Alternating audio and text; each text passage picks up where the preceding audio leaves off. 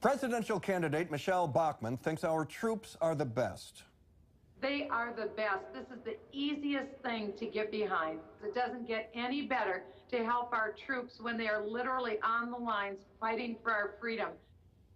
Presidential candidate Herman Cain will not apologize for having the biggest, baddest, greatest military on the planet. And I don't apologize for having the biggest, baddest, greatest military on the planet. Presidential candidate Mitt Romney would like the rest of us to support the troops even more than we already do. I think it's time for American citizens and politicians to show a surge of support and for us to reach out to our neighbors who are serving in the military. And presidential candidate Rick Santorum marvels, as we all do, at the selfless act of volunteering to serve in a time of war. So we have a culture right now that doesn't say serve. It doesn't say don't think about yourself. It says me, me, me. It's a very self-absorbed, me-centered, excessive popular culture. And yet we have brave men and women who are willing to step forward because they know what's at stake. They're willing to sacrifice their lives for this great country. Stephen Hill is a decorated captain in the U.S. Army, where he's been a reservist for 20 years.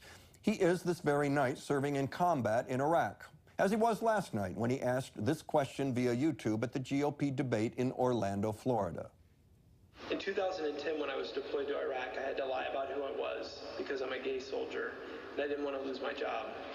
My question is, under one of your presidencies, do you intend to circumvent the progress that's been made for gay and lesbian soldiers in the military?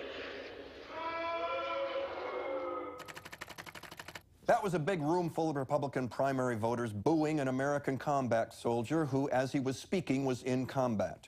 The audience members who were booing were in Orlando. Soon they'll surely be in hell, though not soon enough. Not everyone was booing. There were people in the audience who heard Captain Hill say that when he was deployed to Iraq, he was worried that if his sexuality was discovered, they might not let him go. As opposed to most of us who, if told we were being deployed to Iraq, would go Corporal Klinger faster than you can pull on a yellow taffeta picnic dress.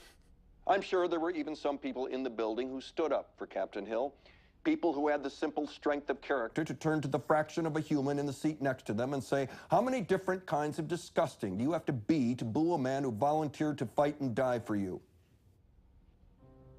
I'm sure those people were there. I'm sure there were many of them.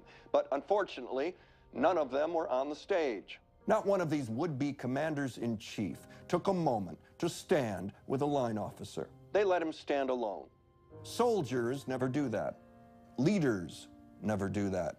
Witless bullies and hapless punks do it all the time.